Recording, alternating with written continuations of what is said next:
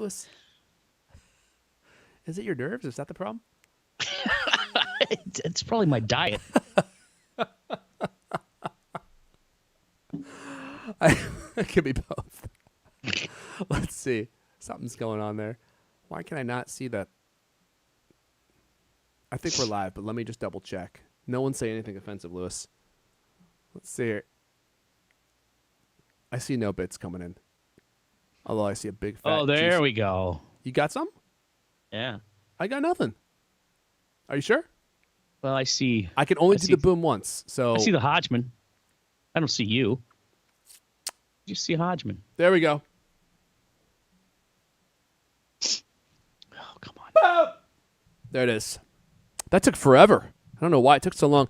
Hey, everyone. Our apologies for being late. Lewis had a pretty serious bathroom situation on his hands. It wasn't a number 1. It wasn't a 2. It was a mythical number 3, and he was in there for at least 20 minutes. You okay, Lewis? Are you? Oh, my God. Oh, my God. You made the AI one. That was fast. Oh, my goodness. Oh, you gotta show people. Okay, I'm not even going to give this any context. I'm going to just show it. Let me see. Can I open this up here?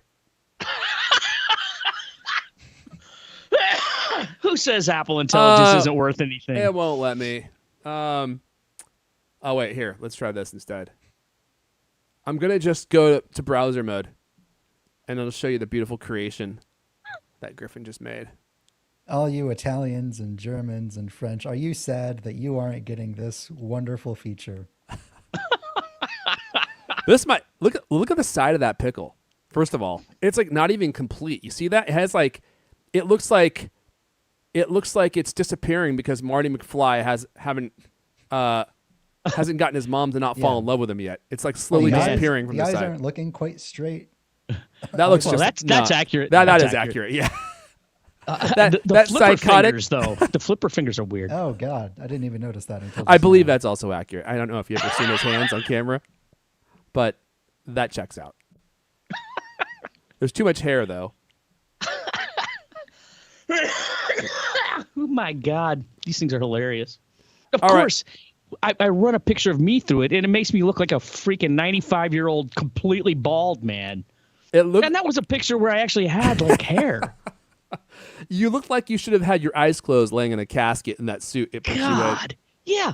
What's with the casket suit, dude? Come on, Apple Intelligence. Come on. I should load some of these. up for. It's the almost results. hard for it to draw a picture of somebody bald. It always wants to add hair. I gave it a bunch of pictures of Steve Jobs, and it gave him like a full head of hair. And the other thing is, it always gives everybody like that Pixar hair. Like I actually have hair that goes up. It wants to give everybody hair like that. Like, not everybody looks like me. I don't know. Maybe. Oh my God. Yeah, man. We should definitely talk about Image Playground. Now that I've playgrounded with it. All right. Should we get going? Because we got all sorts of stuff. We got Hugo Lasses here. We got Anth Towers. We got Torquil, Dewar, Level Remix, Anthony Croft. We got a quorum. It's time to get this thing rolling. Let's give these people something to enjoy. It's kind of time. It seems like there's something else we got to do. So now the tweet action? Is that what you're thinking about? Yes, sweet tweet Let's action. do it. Yeah. All right, here we go. Oh, look at you. You got the Pixar hair too. Oh yeah, I got some Take pics. the ring to Mordor. Oh my God. You know, I thought that was pretty good. Didn't get nearly as many likes as I thought it would, to be honest with you. The teeth, man. The teeth. Oh, those unfortunately are real. Yeah. Oh my gosh. Still not seeing the tweet. What's going on here? You're not seeing the tweet action? Let's see. Do I need to send you a how-to? Maybe. It's live. I think you need to get a how to get a vision test. There we go. Or maybe get that coat cloth out and swab the deck of those glasses. I should. All right.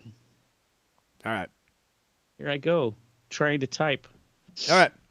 Let's go ahead and queue up Mrs. You Know Who and get this show rolling. Do I have my notes out? Let's hope so.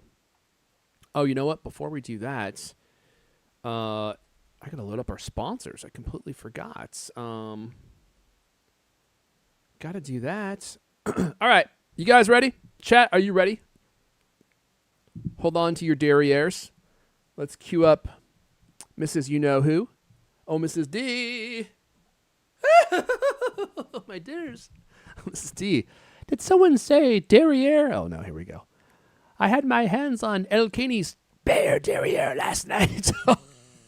It's bearless. It rhymes, but I don't like it. Oh, yeah, Mrs. D. No one wanted to hear that. Please don't continue. We need to move on from this topic as soon as possible. We got all sorts of Apple news to talk about. If you don't mind, I'll get the music queued up. We'll get this thing rolling in 3, 2. Hello, and welcome to the CultCast, the best 30+ minute Apple conversation you're going to hear all week long. I'm your host, Aaron Elijah. Join me today. It's one of his favorite times of the year after his Thanksgiving feast. He shovels all the scraps into a large wheelbarrow and then dumps it into the Cultimac Writer's Trough so the team can enjoy a delicious holiday meal, but only for 20 minutes. Then it's time to get back to typing. He's the managing editor of Cultimac. Lewis Wallace is here. This year I'm going to refrigerate them over the long weekend rather than just leaving them outside. That sounds like a solid plan. That way there's not as many flies. Also with us, one of his favorite Thanksgiving activities is to dress in his self-made Jedi robe, point his hand towards the oven, and pretend to cook the turkey with nothing but his force powers. The midichlorians are off the chart with this one. He's a writer at Cultimac. Griffin Jones is here. Good evening. We don't really do follow-up on the show, but I would like to start off with just a little bit. I've always said that vindication is much better than revenge. And you know what? I went to the Apple store to return my Mac Mini and my iMac last week. You know, I'm hauling these things into the mall, go through the store. I sit the iMac box down vertically because the handle is on the top, and that's what happens when you put it down. And you know what? The employee opened the box to check if the iMac was inside. No, and you know what he did? He left the box sitting vertically. And I said to him, careful opening it that way. Did he drop it? Nope, he didn't. He just, carefully opened it a little bit, peeked in. I guess he knew that it was in there upside down. So unbelievable. That would have been... He did the same thing that I did. If he had actually had it crash, topple out, and break on the ground, that would have been one of the best stories we'd ever told on this show. I would have laughed in his face uproariously. Speaking of warning people of things that could happen, I've got this situation going on with a mechanic right now, which I don't think I can tell here on this episode. Maybe we could do this for an off topic. That is truly one of the most unbelievable situations with a mechanic I've ever had. And my car currently is not working because of this issue that is happening. The new one? No. The new issue? No.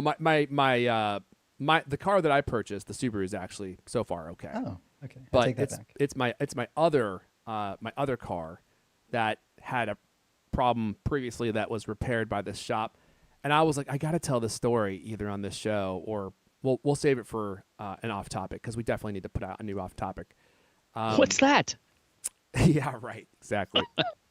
It's a previously retired show concept that we had going on, which didn't actually get retired. We just, for some reason, forgot to keep doing it, and so it was retired by default, which we need to resurrect and get that thing going again.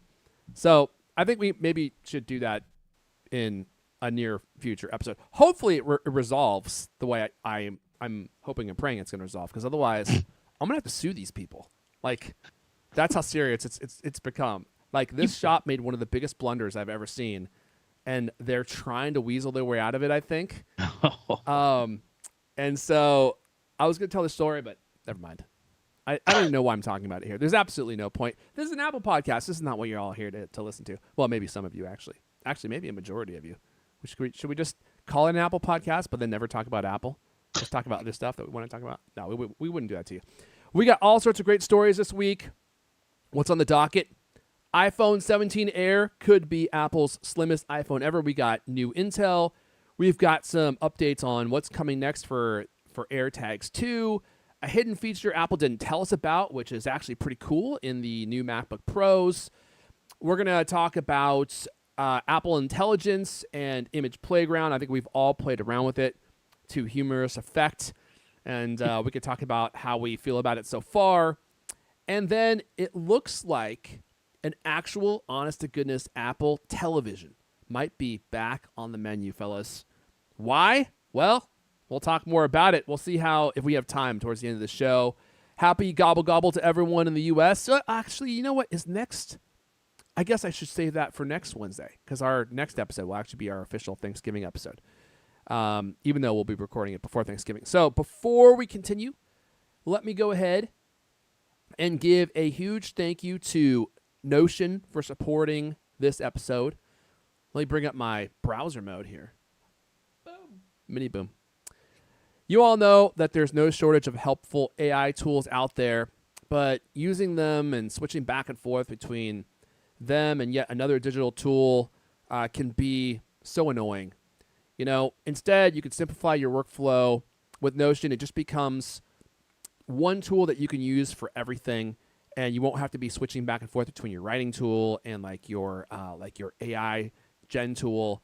Everything just works within Notion. It combines your notes, docs, and projects into one space that's beautifully designed. And the new Notion AI has the capabilities of multiple AI tools built in, which means you can search, generate, analyze, and chat all inside Notion. And the cool part is once you see how Notion is able to query documentation and other forms of communication and deliver you results that you can ask about. For instance, Notion AI is connected to multiple knowledge sources. It uses GPT-4 and Claude to chat with you about any topic. It can search across all your Notion docs in seconds, answer any question. And with Notion AI connectors now in beta, Notion AI can search across Slack discussions, Google Docs, Sheets and Slides, and more, like GitHub and Jira are coming soon. And this technology is crazy. Like, if you have your documentation stored in Notion or your wiki, soon to be Slack conversations, you can say, hey, remind me what I said about X topic. Or, hey, where did we land on this discussion? And it will go out and get the answer for you. So you don't have to go search through all your documents. Or what often happens to me is hey, where did that conversation happen? I actually don't remember. Was it in Teams? Was it in Slack? And you can never remember. But with some of these features coming to Notion, it will just go out and get the answer for you, which is going to be a huge time saver. And not only that, it's just a great note-taking app. It's far more powerful than Apple Notes. It does way more, and it has AI generation built in and, a lot more powerful AI features. And that's why if you're looking for a better note-taking app, you should definitely check out Notion. The new Notion AI is a single AI tool that does it all. Search across Notion and other apps, generate docs in your own style, analyze PDFs and images, and chat with you about anything. You could try Notion for free when you go to notion.com/cultcast. That's all lowercase letters, notion.com/cultcast, to try the powerful and easy-to-use Notion AI today. And when you use our link, you're supporting our show, notion.com/cultcast. All right, let's dive right in. Actually, before we do, we got Hugo Last with the big $20 super chat donation. No comment. He just wants to put that money directly into LK's pocket, which I know will make LK giggle, and he'll probably use that on some drinks, maybe a couple drinks tonight. We've also got Shahak Sarafati. Love, lots of love. Gov, Cult Club member. Oh, my goodness. He's a Cult Club member, and he's sending in the super chat. Thank you to Shahak for that. And let me just plug support.thecultcast.com, cultof9to5macrumors.com, if you would like to join the very exclusive Cult Club and fork it over. Send us a few bucks every month. We definitely appreciate it, and it definitely helps. All right, should we dive in? iPhone 17 Air, Apple's slimmest iPhone ever, Lewis. Yeah, so rumors, we've heard about this before. Rumors suggest Apple replace the iPhone Plus model with the super slim iPhone 17 Air next year. This latest sort of confirmation is a hard word, more like just adding fuel to the fire of this rumor. Haitong International analyst Jeff Poo, and yes, I looked up how to pronounce that. It's Poo. He weighed in on it this week, saying rumors that the iPhone 17 Air measuring around 6 millimeters thick are accurate. For comparison, iPhone 16 is 7.8 millimeters thick. iPhone 16 Pro measures 8.25 millimeters thick. So, math isn't my strong suit, but that's like 25% thinner. 25% thinner. It's even slimmer than the 6.9 millimeter iPhone 6, which is the slimmest iPhone ever produced so far. Let's see. Due to the design complexity and compromises involved in making such a thin product, Pooh thinks the iPhone 17 Air won't be a high-volume seller for Apple. Neither is the iPhone Plus, right? I mean, this is the problem. The iPhone sells well, and the Pro models sell well. And then the Mini, the Plus, everything's always like they're always also rans. I actually know a lot of people who are buying the 16 Plus this year. Really? I mean, Ed Hardy, our own writer, bought one. I have a few personal friends and family who are buying the 16 Plus as well. I mean, I think this year's model is more successful just because of everything. The regular iPhone is more successful probably because of the feature parity with the Pro models. But and honestly, it's the colors. People are thinking, I don't know what the differences are between them. I'm probably not going to use the Pro features, and the Plus comes in the better colors. Looks better, costs less. What else do you need to know? Yep. Who wants an iPhone that looks good? You just want gray or taupe or white or black. I'm surprised they don't have a taupe one, to be honest with you. They do. They just don't call it that. Taupe. I don't know. I don't want to titanium. I don't want to. I don't want to be the guy that always expresses skepticism, but I just kind of don't get it. iPhone 17 Air. I think it's cool to have it be thin, but for me, is it going to affect battery life? They're clearly going to have to pull out cameras to make this thing thinner. Yeah, I didn't even get to the good part here. Oh, go ahead. Yeah, I'm not done. I thought you were. Oh, it was a tangent. I thought you had completely just. Let's get back on track. Okay. Yeah. So, okay. The idea is this is going to help Apple showcase its technical prowess and flex its engineering capabilities using supposedly a next-gen A19 or A19 Pro. I don't know which one this is supposed to use, to be quite honest. I can't remember. But it's supposed to use this, new N3P node, manufacturing node. I don't understand any of that stuff. I mean, it's like tinier and tinier and tinier every time. Anyway, supposedly, provide noticeable performance and efficiency improvements. And as you were just saying, Pooh reiterates this previous rumor that the iPhone 17 Air will only come with a single 48 megapixel rear camera. Yeah. I believe other rumors have said that it will actually use the lower end A19 chip, not the A19 Pro. Ah, okay. Could not remember that fact. Let's see. 24 megapixels. I cannot talk today. 24 megapixel camera will be common across the entire 2025 iPhone lineup, including this one. As previously rumored, these phones will also use a more complex aluminum design than current iPhones. Is that... Surely they're not going to move away from titanium on the Pro models. Well, here's the thing. Now I'm starting to think that this is not going to be positioned as a high-end phone. Because now with these details that we have, that would make way more sense. If it's aluminum, if it's not using the Pro-level chip, if it's going to have fewer cameras, then I think it makes more sense to have it be like the cheaper option, or maybe like a mid-tier option, probably. And they make it thin to make it more appealing. I think they're going after the, sort of like what we just said, the iPhone 16 Plus is selling more than the previous Plus phones did because it's a cheaper phone that looks nicer. I feel like this is taking that even farther in that direction. Yeah, me too. When people are like, this rumor doesn't make any sense. I don't understand this phone. I think it doesn't make any sense because they haven't seen it yet, because this phone will be all about looking really cool. Mm-hmm. Yeah. Maybe it'll become an even better color. Mm-hmm. Yeah. Well, good luck with that. Yeah. But I mean, that's the whole thing, right? It's going to be noticeable. That's I think when we discussed this before, it's like, you can actually tell that it's a different phone for the first time in what, 4 years? Is it 4 years? So, I mean, a lot of people like thin stuff, Yeah. I mean, having a real heavy iPhone is not awesome. Having a really thin and light one could be great.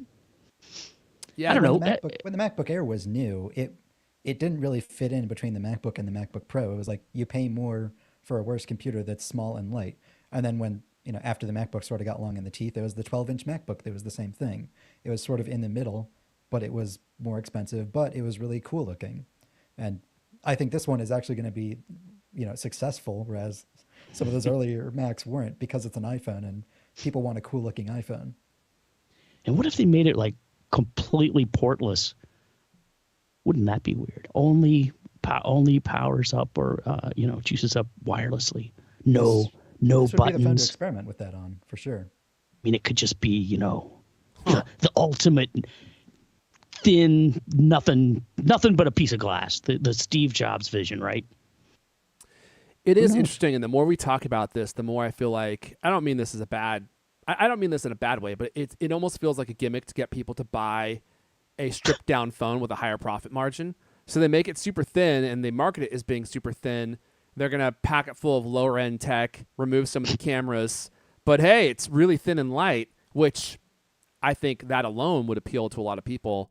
That and the fact that it's actually different from all the other phones, and then they sell a ton more of them, because now it's got like this perceived advantage over other phones, and Apple can now make a higher profit margin on a phone with lower end features, or not pro features, I should say, is maybe a better way to frame it. Because the more we hear about this phone, the less it makes sense that this would be expensive. Why would you pay a lot of money for a phone with less cameras, not as fast or as powerful? I am dubious on the battery life. It doesn't make any sense. Just Well, because it's thin. If you take out all the buttons and all the other stuff, it could just be all battery. Oh, yeah, A battery and a chip. Yeah, maybe. But how big is the phone going to be if it's going to be thinner? Like, I don't know if you can put in enough battery. The other phones, or maybe what you're saying is like you don't need a bigger battery if you remove some of the features that the phone has. Is that what you're saying?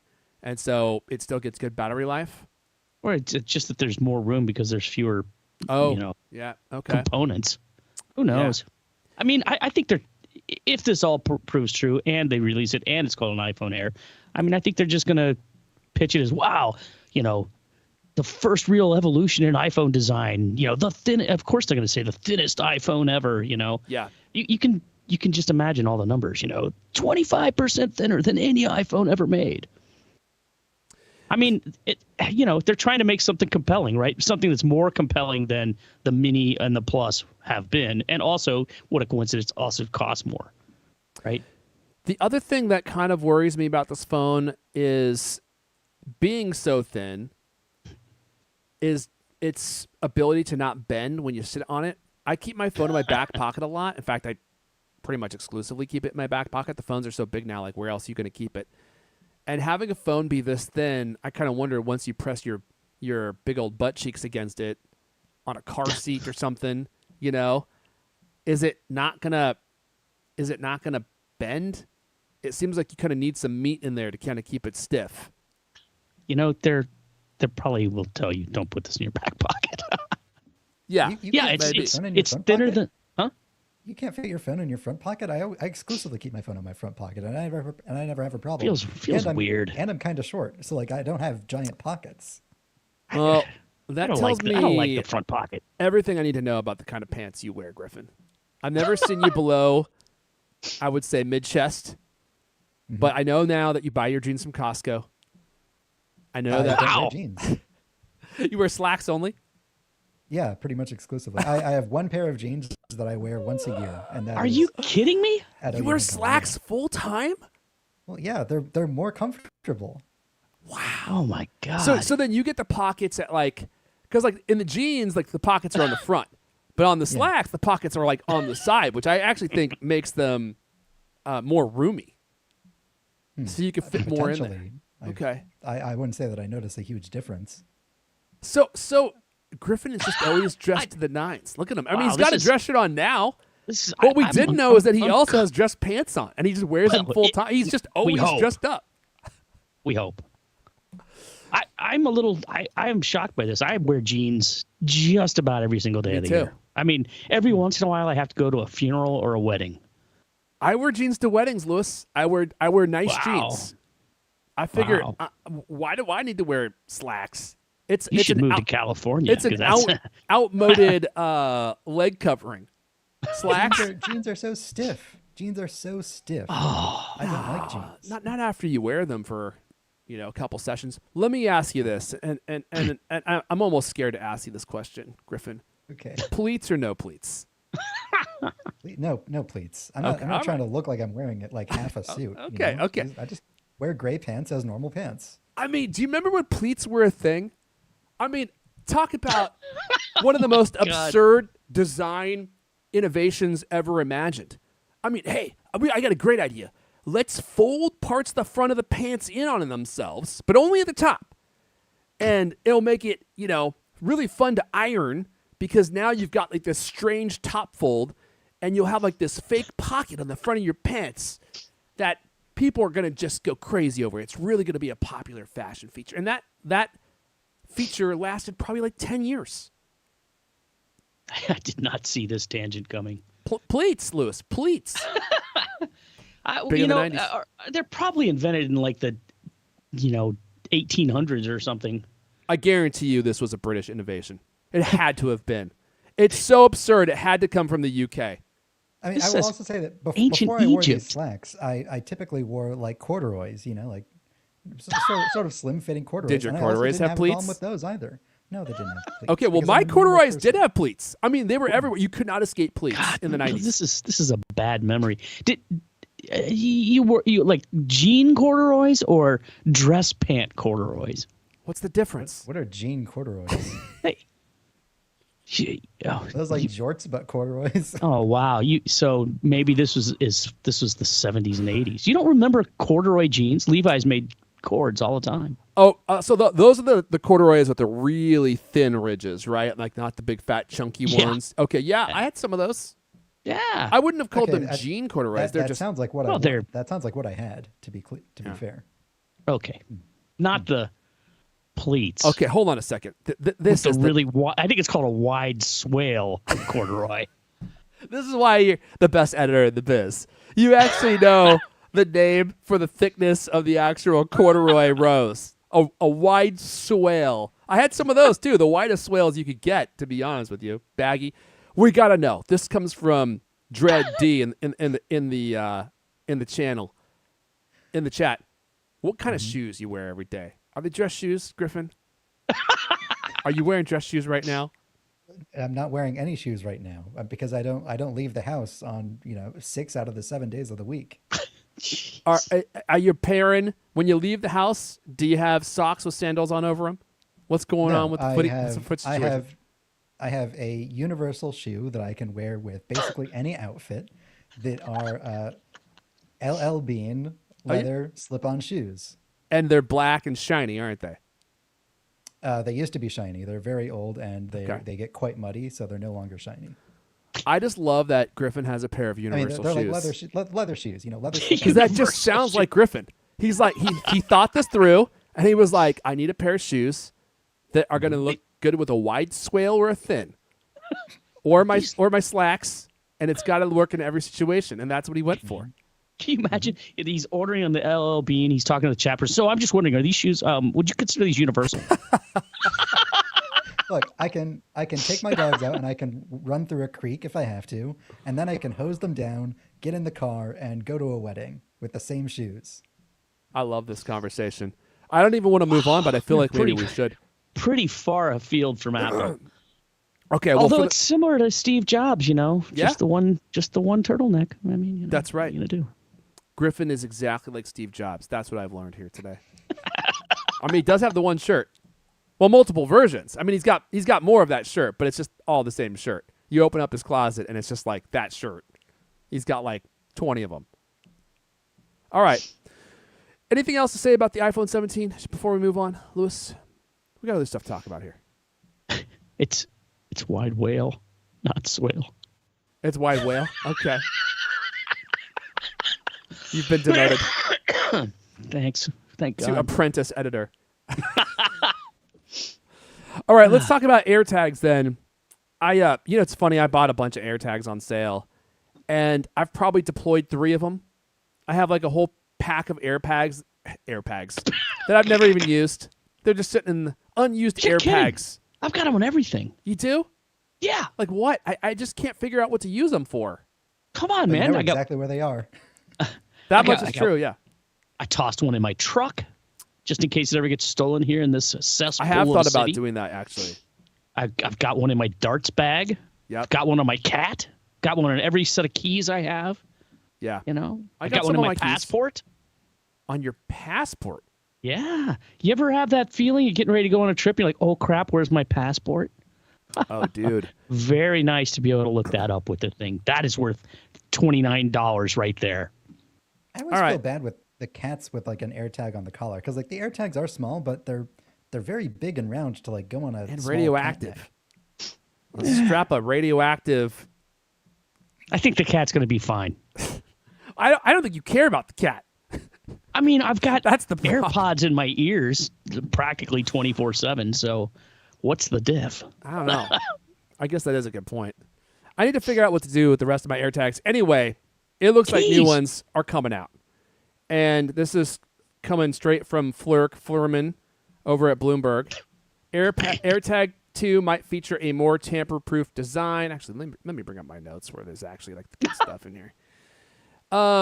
Apple's first AirTag upgrade is another step closer to launch. Thanks to Bloomberg for this story. According to Flurman, the company plans to launch the second-gen AirTags in mid-2025. We're not going to talk about the code name because that's boring.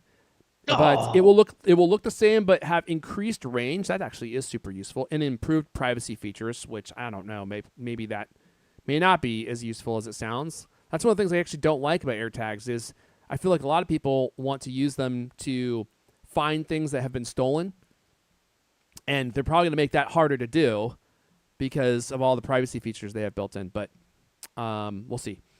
Let's see here.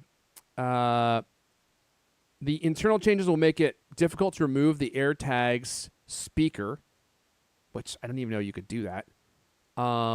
Creeps often sell silent AirTags with disabled speakers. Really? Maybe I should do that to mine. Yeah, go for it, creeper. Well, it helps me find the criminal that steals my car, right? Otherwise, it's like warning, AirTag following you. It's like what? It's like, oh great. I don't think that's audio. I actually don't think the speaker's loud enough. I had an AirTag that I could see in my Find My app that was dying. The battery was getting really low, and I was like, I do not know what this AirTag is for. I have no clue where I put it. You don't label them? I did label it, but it's a label, and I couldn't remember what the label meant. I named it like ATG1 or something, which I have no clue even to this day what that even means. Pro tip: use a word you understand. And so it's like telling me that this thing's gonna die, and I'm like, where is this thing? I have no idea where I placed it. And so I'm walking around the entire Colt Commander compound, trying to activate the speaker. And finally, I hear a little in my living room, but I could not for the life of me figure out where that thing was coming from because it was just so faint. And it took me probably a week to find it. And eventually I found it. It was in my MacBook Pro computer bag, which makes perfect sense. I put it in there in case anyone steals it. And the ATG-690, what? I have no idea what that code means. I'll never know. But I did find it and change the battery. But I felt like the speaker could have been even louder. The speaker on the new AirPods 4, dude, those things have already saved that feature alone has already saved me like 3 times, and it's loud. You can hear that case, from across your house. It's got a really great pitch to it. Let's see here. What else do we have? A more tamper-proof design should help with privacy. Oh, that's about the speaker. Yep. Other changes include a new wireless chip for better range. Yeah, we mentioned that. Presumably, I can't talk today. This could allow precision finding to work over longer distances, which would be super helpful because I feel like with the current AirTags, you have to be somewhat close to get them to work. An August 2023 report said that the AirTag 2 could feature AR capabilities to make finding lost items easier. That would be super cool. If you could hold up your phone and it's like showing you some kind of like AR overlay of where the item could be and how far away you are. That would be a big finger pointing at it. Yeah. Tim Cook's There was finger. like a weird scattershot rumor like a while ago that the AirTag would integrate with the Vision Pro somehow, and you could like put an AirTag on an object to like be able to have the Vision Pro be able to see it or track it or something like that. Maybe as like an input device somehow. I don't remember. I don't think Dude, that was in there, though. there was a video I did on my YouTube channel a while ago about these patents that Apple had for AirTags, and there are all sorts of zany use cases for them. Like, I think one of them, you could attach it to like a golf club and use it to like track your swing. I mean, there's all sorts of stuff that they patented that I think eventually we will see AirTags do. Because if you think about it, if they're good at tracking motion, you could attach them to all sorts of things to get all sorts of interesting telemetry that you wouldn't have access to, aside from just, tracking your car as a thief drives away with it, only to hear the AirTag go, warning, warning, you are being tracked. And he tosses it into the LA River so that he's not being tracked anymore. So it looks like these are going to be coming sometime, well, I would say relatively soon, in the next maybe like 6 or 7 months. So if you're thinking about buying AirTags over the Black Friday season, maybe you should wait unless you really need them. Which, dude, I'm seeing so many Black Friday deals launch. Oh my goodness! I don't know about you guys. I'm having to practice some serious willpower to not buy something. I'm thinking about buying a Weber griddle. Like, I don't know if you guys barbecue very much. I barbecue all the time. Yeah. My barbecue attaches to my natural gas line in my house, so it literally never runs out of fuel, which I love. But it's also a big problem because sometimes I forget to turn it off, and it's like just going all day and all night. Oh my god! But I really want a griddle. It's like it's like a griddle. Smoke. Yeah. Future news: my house is burned down. But griddles have become really popular, like the Blackstone, and now Traeger's getting into them. Weber has one, and the idea of having like a flat top that is just always ready to be cooked upon, where you can make bacon and eggs, and like you could sear meats and stuff. Like I really have been wanting a griddle, and I might have to bite on one of those this Black Friday season. And if I do, I'll definitely review it here on the show. I love barbecuing. I make my own beef jerky. I have a dehydrator. I do all sorts of stuff with meats that you guys would never believe. I don't Meat want you magic. to just review it on the show. I want you to like cook a breakfast on the show. I don't know if people would want to watch that. I'll be honest with you. Get a GoPro, mount it on your head. I mean, I do have a GoPro.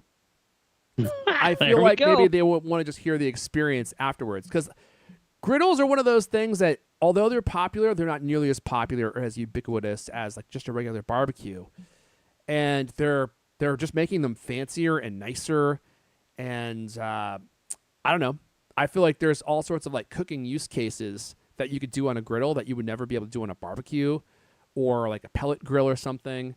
And You got to learn all the hibachi tricks, like how to do the onion volcano and stuff like that on your griddle. okay, I got some serious learning to do. Apparently, I don't even consider the onion volcano or know what that is, or know that that's a real thing. Actually, I'm I gonna think have to Griffin just made search it for up. that. You never gone to a like hibachi restaurant I don't where they think have so. where they cook the meal Oh, in right front in of you front on of a you. giant flat top Not in a grill? long time. Not in a Flaming long onion time. volcano. Yeah, What is that made of? Onions. You slice I'm up gonna an guess. onion somehow, and then you like layer the individual rings on top of each other like a little cone, and then you like squirt some oil inside, and then a little flame comes out the top. Okay, of it. that's definitely going to bring your house down. I think we should disclaim. If you're at a professional restaurant, maybe try that. If you're at home, definitely do not do what Griffin just described. We disavow any onion volcano action that could result in 2nd or 3rd degree burns and your entire house burning down. So they use cooking oil, right, instead of gasoline. It works better if you use diesel. Tastes good too. Let's see here. One other thing I wanted to mention just real fast, as long as we're talking about cool stuff that you may not know about, which is the entire premise of this show, I think. Cool stuff that you did not know about. Maybe we should rename the show. And this one's, well, it's not free if you don't have a MacBook Pro, the M4 version, but it is if you do have an M4 MacBook Pro. Because there's a little hidden feature in there that's actually really cool that we just heard about this week, now that these things have started to ship out. And that is the latest MacBook Pro screen reportedly includes a quantum dot film, which is like the newest technology that a lot of the best TVs have. And the result is a much better looking display in the new MacBook Pro. So you didn't even know that you had this. A quantum dot display includes semiconductor nanocrystals. And they produce monochromatic red, green, and blue light. The result is improved brightness and color gamut. I think all the new Samsung TVs, and have for a while, included quantum dots. So it really improves, I think, color reproduction and color saturation. This is according to Ross Young, who is a display analyst. He said the latest MacBook Pros use a quantum dot film rather than a red KSF phosphor film. Well, that's good to know. I'm not a huge fan of KSF phosphor films. I don't know about you, Lewis, but That sounds really unimpressive. so it doesn't have that. It has the best new technology. Let's see here. He said some other stuff that's very technical and probably too boring to mention on this show, except for he said that these new films are very efficient, feature a good or better color gamut, or feature as good or better color gamut and better motion performance. Oh, so the motion is improved too. The surprise is only just coming out now. There was no mention of that in the M4 MacBook Pro news release or any of the banter that I've seen online. So cool hidden feature there. And it's always surprising when we learn about these kinds of features. I feel like these are the kinds of things that they would want to mention in a news release or on their website, but it's just in there. And it's not a freebie because you're paying for it, obviously. But it's a nice perk that we didn't previously know about. So there you go. I'll let you know what I think when I get my new MacBook Pro. Definitely not doing the 14-inch version.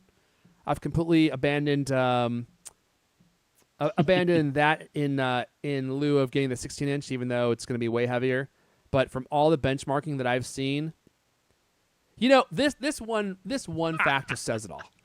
Okay, if you open up, let's say you get a 14-inch M4 Max MacBook Pro, the 14-inch and the 16-inch version. You flip them over, you take the bottoms off. They have the exact same specs. What you're going to notice is that the cooling system for the 14-inch version is significantly smaller than the 16-inch MacBook Pro. Now, if they have the same specs, why would Apple make the cooling system bigger on the 16-inch if it didn't warrant it, right? They would have the exact same size cooling systems. Well, Because the reason... it's a bigger computer. I know, That's- but if they didn't need to make it bigger, they wouldn't. It would be the exact same size, even if the computer was bigger, and they would probably use that space in other ways. But the reason they make it bigger in the 16-inch MacBook Pro is because the chips need the extra cooling in order to maintain the performance that they're capable of. So that right there just tells you what you need to know about the 14-inch MacBook Pro. It is a significant compromise to get that machine.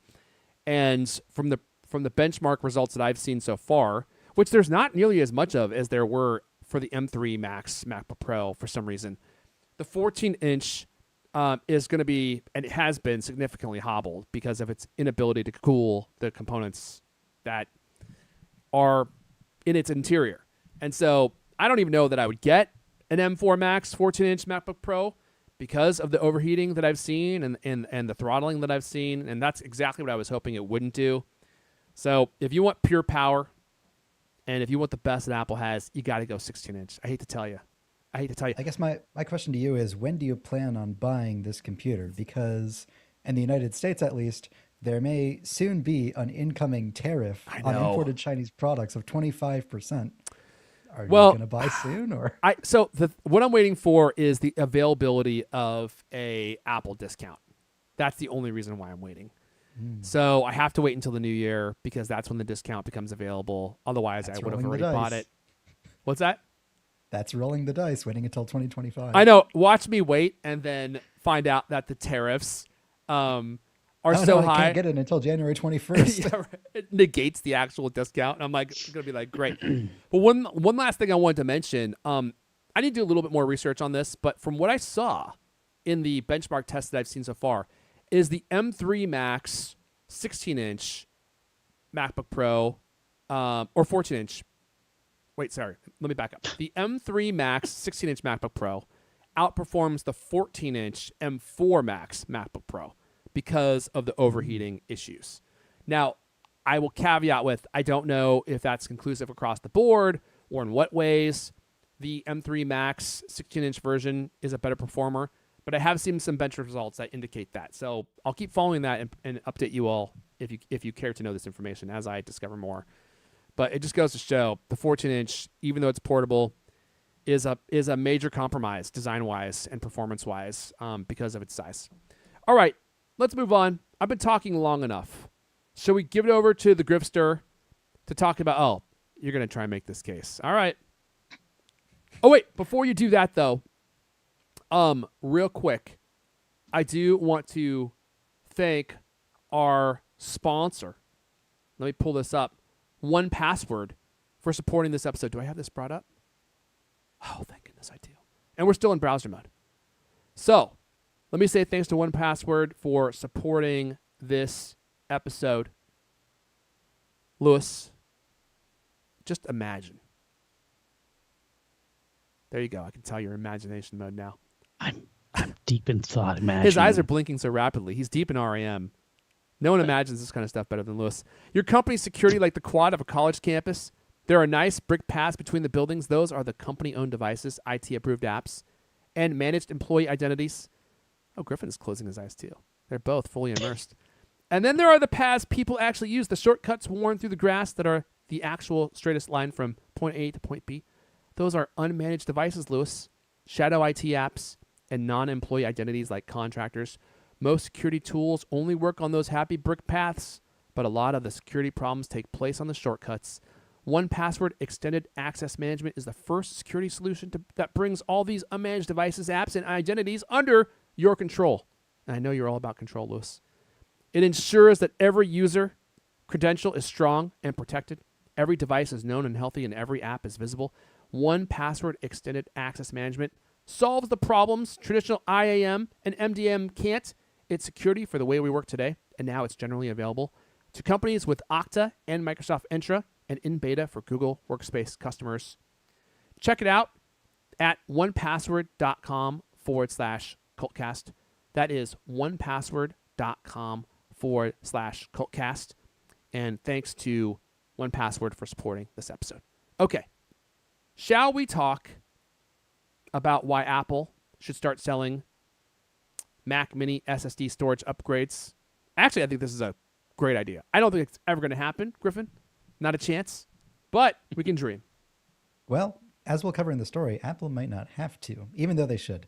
So in a surprise move, the M4 Mac Mini includes a removable, swappable SSD.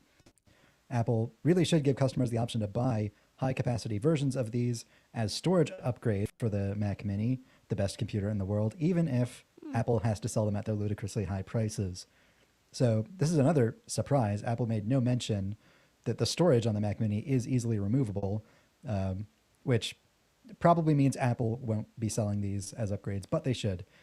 So as it is today, you can take out the storage. It's on like a tiny little board on its own that you can easily remove with just a single screwdriver. The bad news is, although you can take it out, you can't replace it with anything else. It's because it's basically like a raw NAND chip on Apple's custom tiny circuit board. It's a bespoke thing. Now, Apple does have another computer with replaceable storage. They currently sell aftermarket storage upgrades for the Mac Pro, and their prices are equally as insane for that product. Even if Apple were the only company selling upgrades for the Mac Mini, I think it would still be worth it, even if they sold them at insane prices, because, say you want to buy a Mac Mini and you want to get it with like 8 terabytes of storage, but you don't have all of the money right now to buy that. Well, you could still buy like an M4 Pro Mac Mini, like a lower spec version with the specs that you can, with the spec, you'll buy it with the specs that you can't upgrade down the line, but you would skimp out on storage. And then down the line, when you have that money again, well, you could upgrade it yourself. That used to be a thing that you could just do all the time. I know. You still can in the PC space. Yeah. But it would also make it easier to repair down the road. Like if something happens to that SSD, like if it wears itself out, you could replace it easily if Apple were to sell these chips on their own. But the good news, the hidden good news behind all of this is that Apple doesn't have to be the only one. The Accidental Tech podcast covered this in arguably way too much detail. I'll just get to the what? good part. I don't believe that. But it is technically possible to reverse engineer the Apple storage module. DOS Dude 1 on YouTube made his own circuit board and upgraded his Mac Mini as like a proof of concept, like a Mac Mini straight out of the box from the Apple Store. He is able to do this on, and that means that it is possible for a third party company like Newegg or OWC to make a storage module to sell as upgrades to Mac Mini owners. We don't know if that's on the table yet, but it is a thing that is technically possible. They could fill in Apple's shoes because they can do what Apple, for whatever reason, decides not to do here. OWC has got to be working on that. They've got to be. There's probably way too much profit in it for them to not be. I mean, you can just buy the base model Mac Mini and then buy an upgrade from, OWC or from some other vendor. I mean, Apple charges such ludicrous prices for upgrading the storage that you can still make a lot of money selling aftermarket storage and still be cheaper than Apple. You could do it at like half or a quarter of the price, and it would still be worth it, and you would still make money doing that. I don't love that Apple does this. Other companies do it too. Now that there are Black Friday sales happening all over the place, I finally succumbed to temptation, and I bought an Xbox SSD storage module, which are way too costly for what they are. I mean, the 2 terabyte version, the sale price that I got was $185 for a 2 terabyte drive, which at that sale price, I mean, for an SSD is probably like $60 too high that what you could get in the marketplace, give or take. So it's not outrageous, but without the sale, it's like $250 normally for a 2 terabyte drive. For that capacity is way more expensive than what it would cost for a 2 terabyte drive just, in the marketplace. But, Xbox has like this proprietary drive that you have to use that plugs into the back of the Xbox Series X. And even though it's expensive, it's like, it does work really well. And you've got no other options. Like if you want to not be constantly managing your game library and moving things around and deleting games, and games these days, because they're all in 4K, are massive, then that's just kind of what you have to do. But it's tough to swallow. It's like, $200 for a 2 terabyte SSD that is not even as fast as like the current gen SSDs that are on the market. And the PlayStation 5, you can just crack that thing open and replace the SSD. Bump it for a moment. I wish 2 terabytes was only $200 on the Mac Mini. That's like an $800 upgrade from Apple. That's true. Apple's upgrade fees slap you in the face outrageous. Yeah, like an 8 terabyte. So there is a sale on like Samsung's best SSD right now, 8 terabytes for $550, which is bonkers. I mean, I have no reason to spend $550 on an 8 terabyte SSD, but let's just see. How much does Apple charge for that same upgrade? Let's just go look. How much do you think it is, Griffin? $1,800? I'm not going to answer because I've been looking at the prices recently, and I feel like I have a good educated guess. Lewis, what do you think it is? I don't know, $1,200. Okay, let's look. So let's just go to the base. I don't even know if they'll let me upgrade to 8 terabytes on the base. No, you need to go to the Pro model to upgrade that much. Okay, so let's go to the Pro model. Is this the which one is the Pro model? Maybe this one? Let's try this. No, that's not the Pro model either. Maybe this one.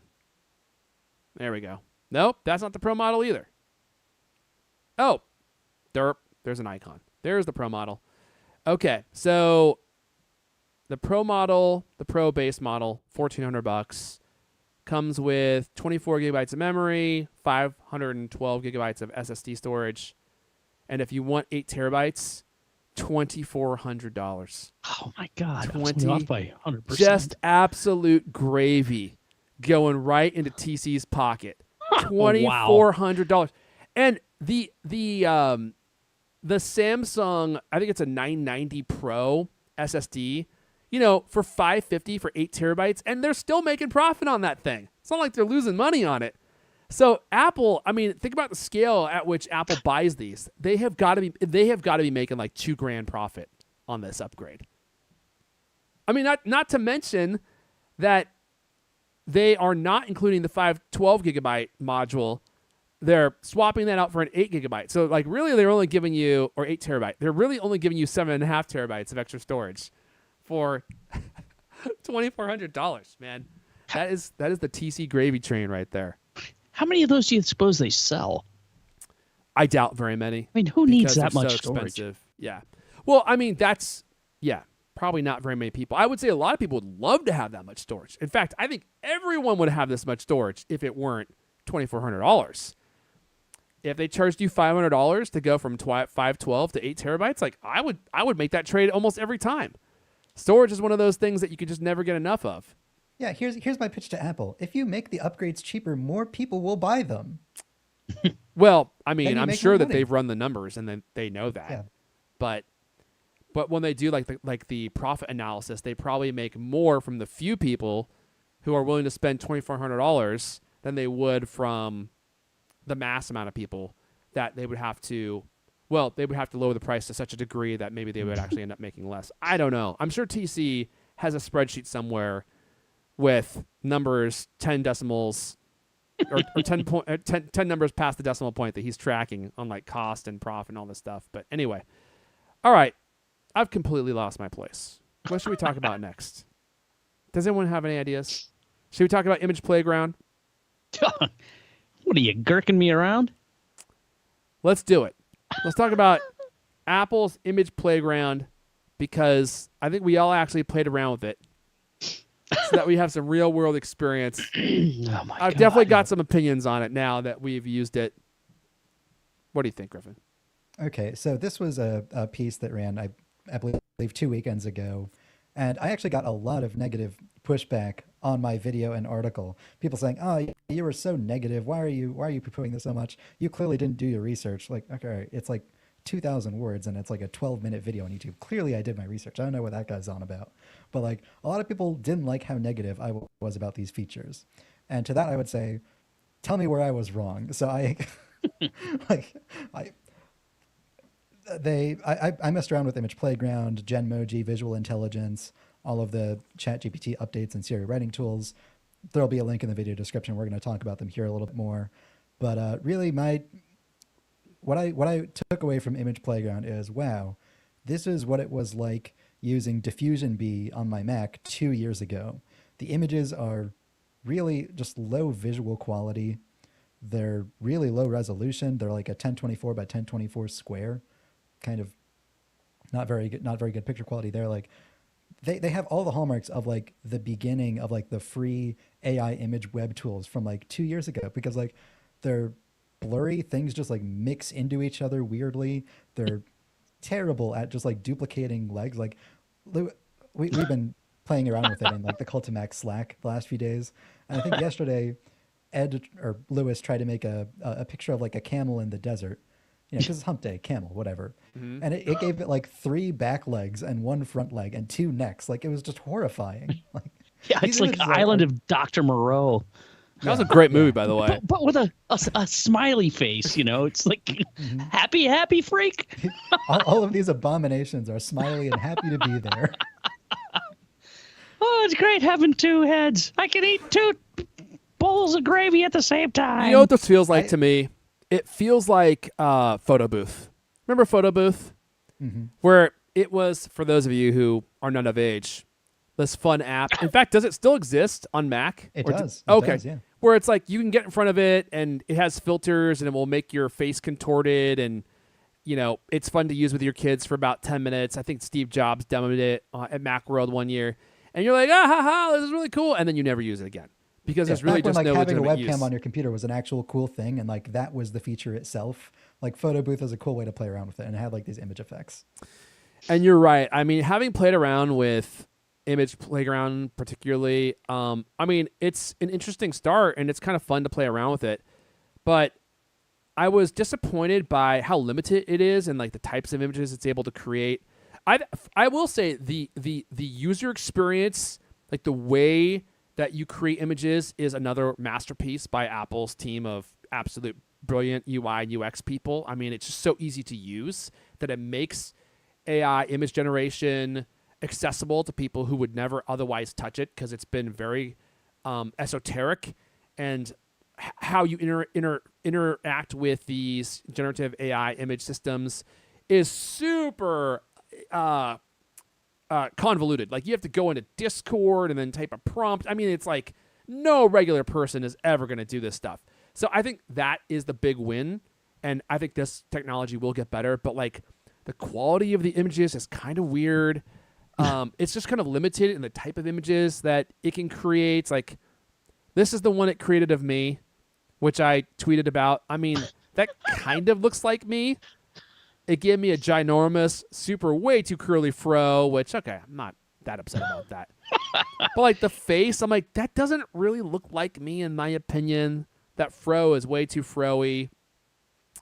And there's just not really anything. Here's the next one, which I thought. If you're listening to the show, I'll make this the chapter artwork, a few of our example images. There you go. Yeah, I appreciate that, Griffin. It made me look like I was going to take the ring to Mordor. And it some interesting castles in the background.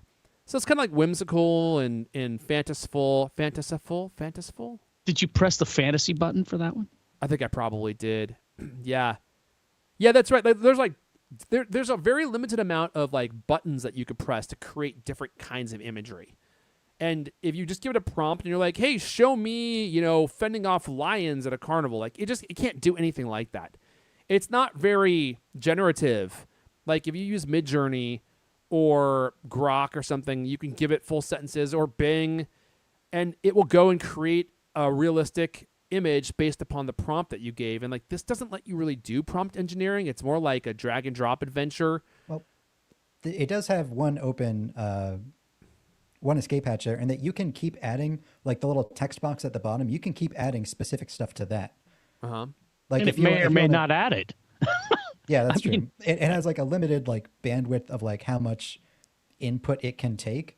But if you want to add, if you have a picture and you want to say like, make this a night sky or make this a cloudy sky or stuff like that, you can type in open-ended stuff in that little text box, and you can keep adding more and more text prompts as long as they're short and they're not a big, like the other thing about these images is that it always crops them in like super close on the subject of the image. Like if you want a picture of, Erfan in a forest or something like that, your face will be like, you'll be depicted like shoulders up and very close to the camera. So there's not like actually a lot of room in the background to add stuff. You can't have you at the zoo with like a bunch of like, elephants to your back right and giraffes to your left and stuff like that. Like there's only room for like you and a very small background. Yeah.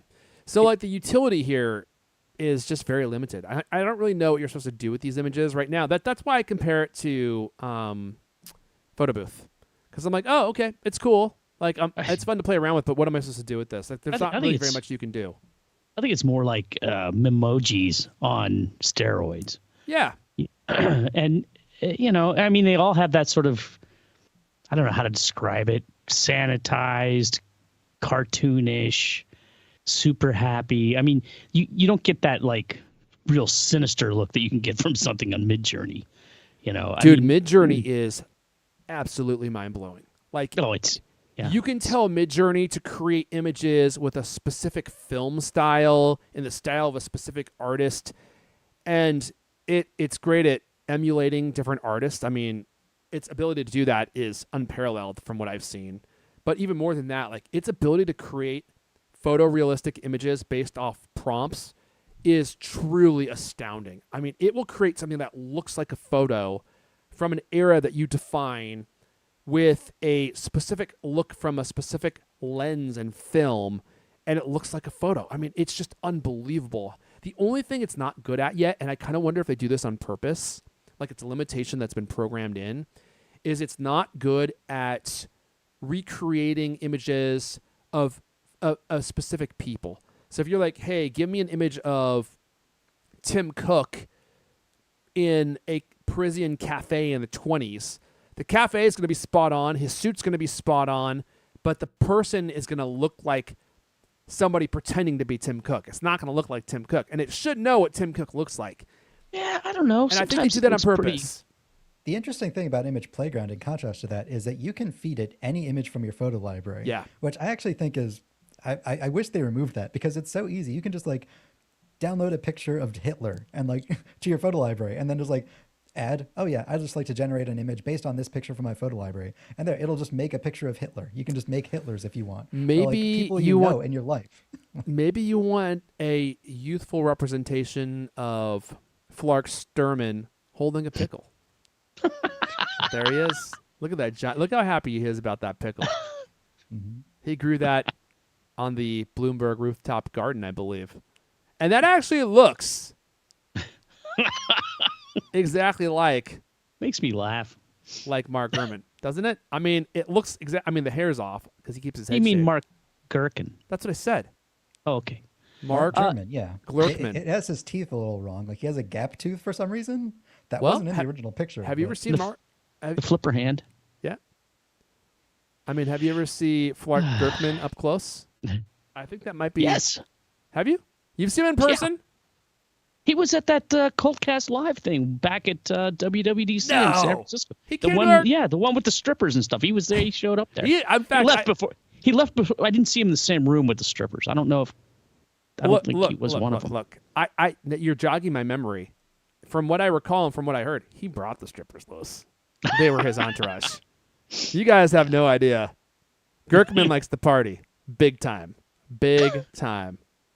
Everyone knows if you go to a Gurkman party, you're in for all sorts of... He's the Diddy of the tech world. Is that what you're saying? Oh, my God. I wouldn't take it that far. I disavow. Please don't. And if legal gets involved, I just want them to know I had no participation in that commentary.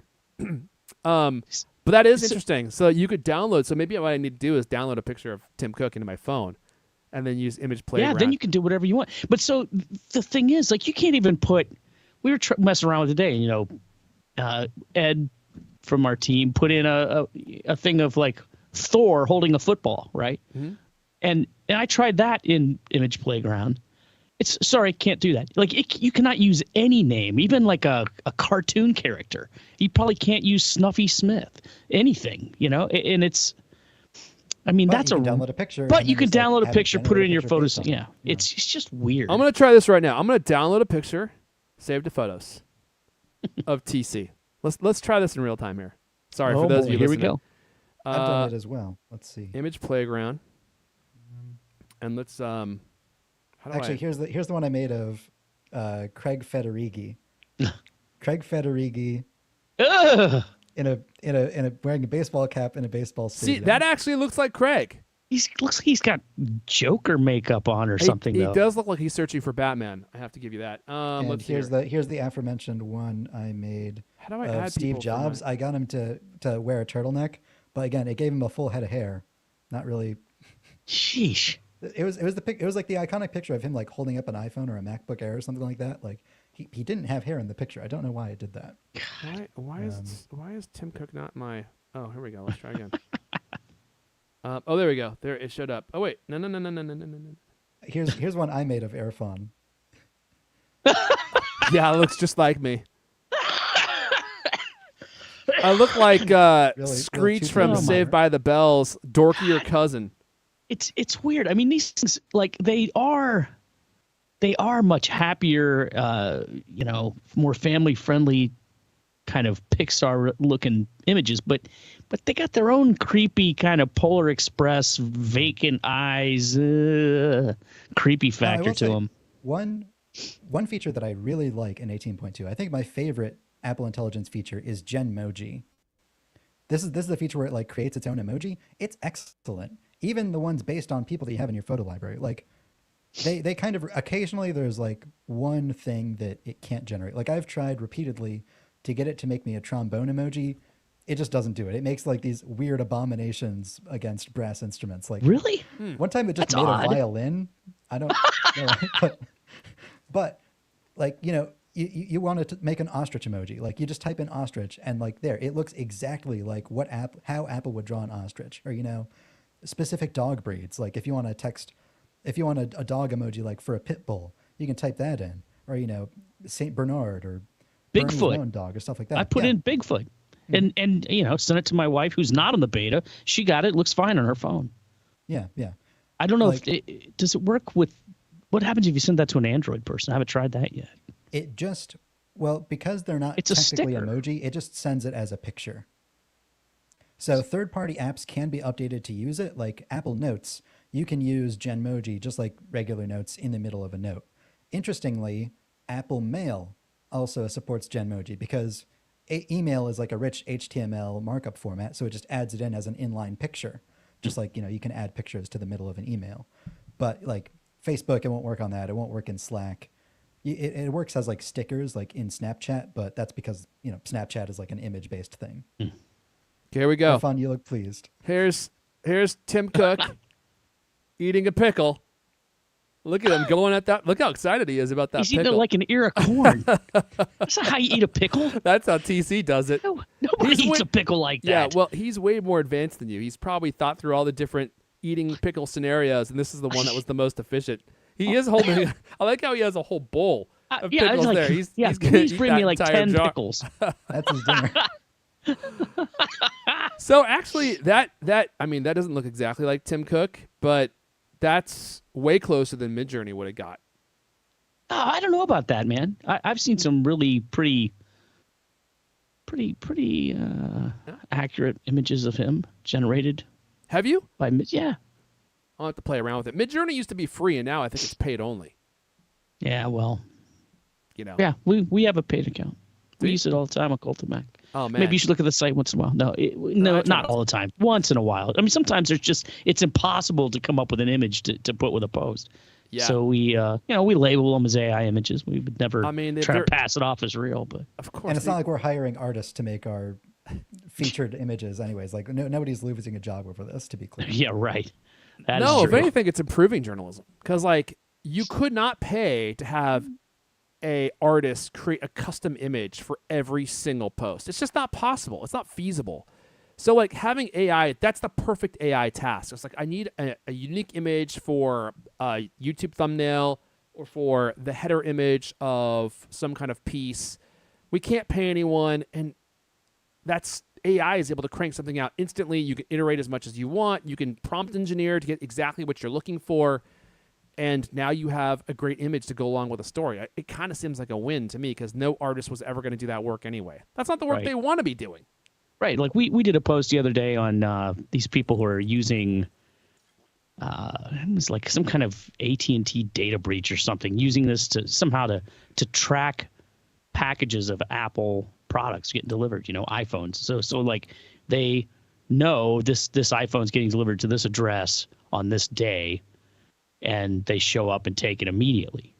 And what are you going to illustrate that with? A picture of an iPhone? So Dave, one of our writers, created one lickety split of somebody standing there looking at with a hooded scary character, right? We're looking at a stolen thing. And I think there's a UPS truck off to the side of this house. I mean, the typical thing that a news site does for that kind of thing is draw a picture, put a stock photo of a mailbox or something, right? Which is just stupid and repetitive and it's not good. So Yeah. we look at we've talked about it. Should we use these things? Some you'd be surprised. We get a lot of pushback. I can't believe you use an AI image. It's like, yeah, it's labeled as an AI image, and that's clearly not Tim Cook sitting on a throne in a throne room filled with money. That is clearly not a real picture. We're not trying to pass it off as one. And I don't, I guess people think it's a slippery slope. I don't think it is. Yeah, I think in some cases it can make it look cheap. Like, if you can't be bothered to put a good image around it, should I even be bothered to read it? I've seen that take a few times. Like, if you couldn't be bothered to write it, why should I care to read it, with the AI writing tools mostly. At least the image generation stuff, it does have a specific look to it right now, and you can kind of tell when people are using it because it has a very distinct style. And I do think that it's overused, at least at this point, because a lot of it looks the same. And so I feel like I have image fatigue. Like I see like the same kinds of images all over the place. There are some YouTube channels that use them in every single image, video thumbnail. And I'm like, oh my goodness, like this image again, it's different, but it's the same. And I am kind of growing weary of it in that regard, although that's going to change in the future. I mean, the cost of the GPU compute used for creating this these kinds of images continues plummeting, and the sophistication just keeps increasing. I saw this. This keynote by I'm spacing out on his name. The CEO of NVIDIA. What is his name? Jensen Huang. Oh my gosh, this guy is. I mean, the stuff that he's talking about is so unbelievably futuristic. Like, he's talking about having the actual AI write its own code because it can do it efficiently and in a more sophisticated fashion than humans could even do. I mean, just think about that self. Like, AI programming itself, which I know that machine learning already has an element of that, but they're using AI for all these advanced stuff. He did this keynote about what NVIDIA is working on in the future, and I was like just struggling to even keep up with what he's even talking about because this stuff is so sophisticated and so advanced, and NVIDIA is getting their hands into everything. By the way, NVIDIA is now the most valuable company on earth. They have far surpassed Apple, at least the last that I saw. Let's see. Where are we at now? NVIDIA is 3.59 trillion, and where's Apple at? 3.45 trillion. Oh. So they've surpassed them by a significant clip, which is amazing considering, like, when you think about NVIDIA, like, what do they sell? Like, Apple has all these products, and I think NVIDIA does too, many of which I probably am not aware of because they're like enterprise-grade products. But like, they sell GPUs. Like, that's what NVIDIA sells.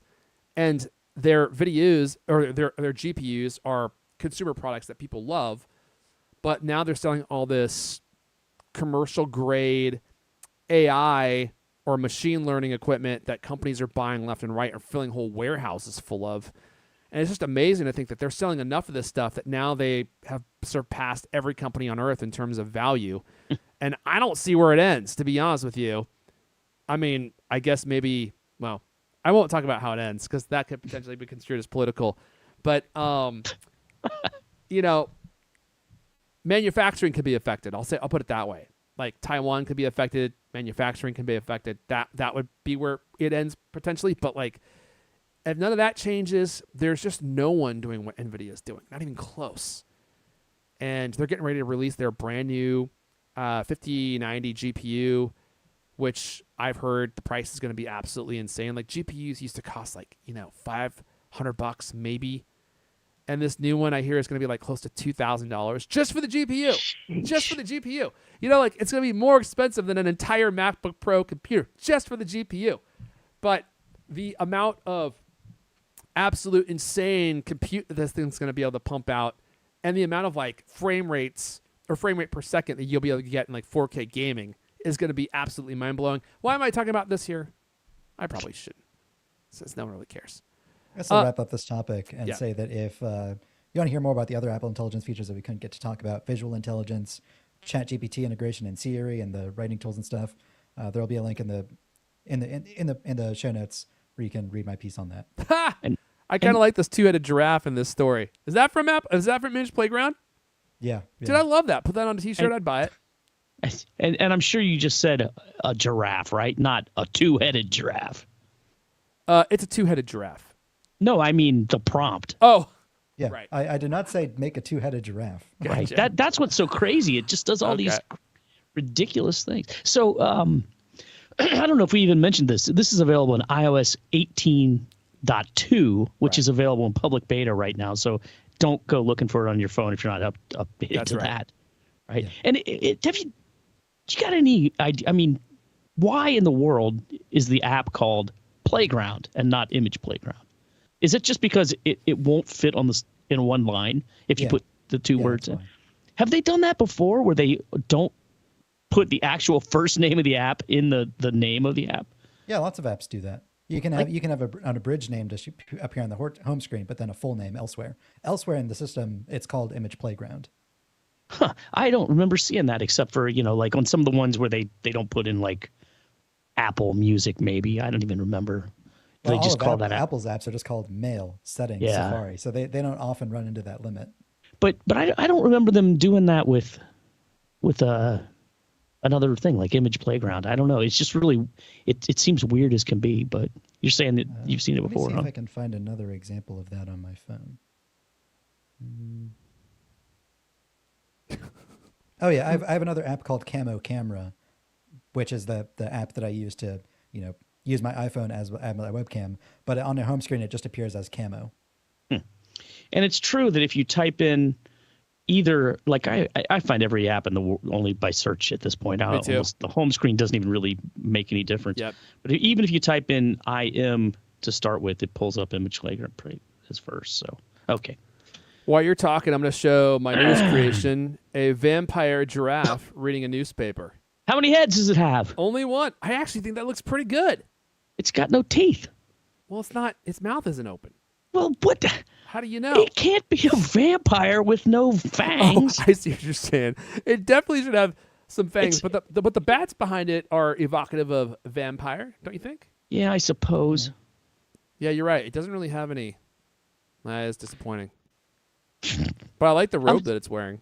Yeah, which, is, I guess it's kind of like a cape, but it also looks more like a house robe. I haven't really Bathrobe. played around with Image Playground aside from doing people. Like That I could haven't also just be like a vampire that just came out of the shower and is wearing a bathrobe. That's true. But why are the bats there?